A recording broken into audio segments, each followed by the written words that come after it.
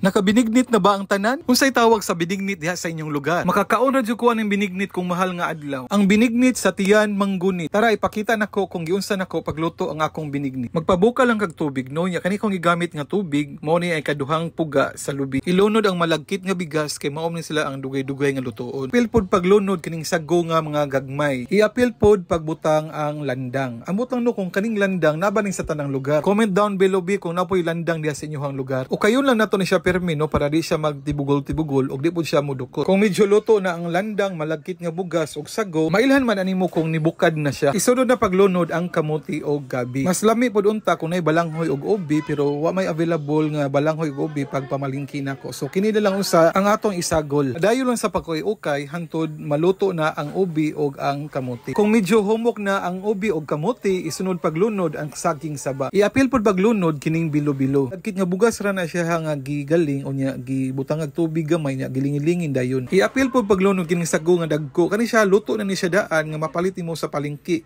Kanigong lain-lain nga kolor maong gipaulahin nato siya paglunod kay luto naman siya daan. Ayon lang sa pagkay-ukay para malikayan nga dili siya modukot. Kung medyo luto na ang saging saba ato nang isunod paglunod kining gata. Mao ni siya ang unang puga sa lubi. O kayo lang nato siya no para masakto jud ang pagkasagol. Isagol po nato kaning condensed milk pero kani siya optional lang jud siya pwede na siya wala. Unya o kayo-kayon lang po nato para mamix siya og maayo. Ang last na tong ibutang mao ang asukal. Kamo na bahala no kung unsay preference ninyo, gusto mo mog tamis or kanang tama-tama lang, kamo na jud bahala ana. Padayon lang sa pagkoy-ukay no og masagol na tanan, ready to serve na ni ang atong binignit. Mas lami po unta no kung nani siya sagol nga nangka pero wa may available nga nangka so kanila lang sa. Lain-lain man ang tawag nato aning binignit. Unya lain-lain po ang proseso sa pagluto pero ang ending binignit ra gihapon na siya. Tara mangaon na ta.